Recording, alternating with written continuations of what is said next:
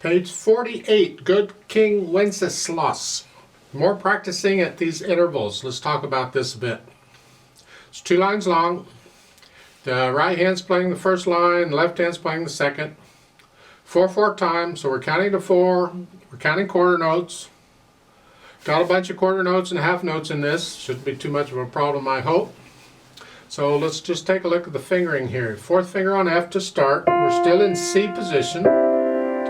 Remember, the bottom note in the position is a C. We call it C position. And you're just playing these notes.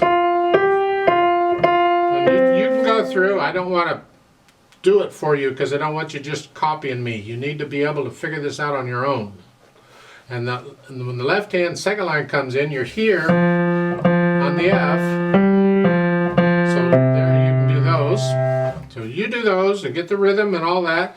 And then it says it's loud. Well, loud is loud. Whatever that is to you, that's play loud. And it says again moderately fast. So to me, that's a fun speed. That's it. 1, 2, 3, 4. 1, whatever. You'll learn it. I don't have a lot to say on it. It's got name a note. Well, you should name all the notes. Again, if you're struggling and you don't know the names of the notes in the music yet, then one of the first things you need to do is just go through and play each note and say the name of it. Forget the rhythm and all that. Just play the note and say the name. Just drill yourself over and over and over on these notes until you get them. It's the repetition that will allow you to eventually let it soak in. Now, a little bit about technique. Again, I don't talk much about technique. I do most of that in the scale videos.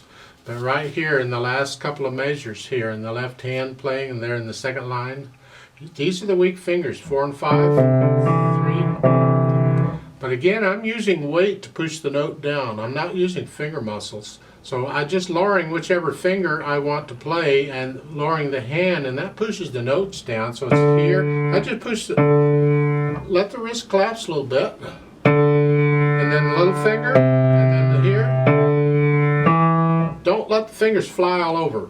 That's tension. We don't want tension. We want to be relaxed when we play piano. So learn to focus and let the weight carry it down.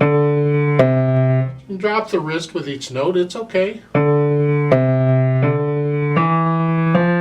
And it doesn't matter which fingers are playing. It's the same thing. I do that in whichever hand. It's a good practice to learn to play with loose, relaxed wrists. So you go learn it, and when you're ready, come back and let's do a play with me slowly. We're not performing it, we're just checking notes and rhythms. Make sure you have those correct. I'll give us 4 counts and then we start. 1, 2, ready, go.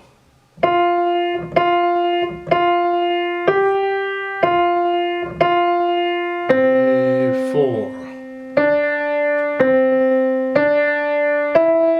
1, 2, 3, 4.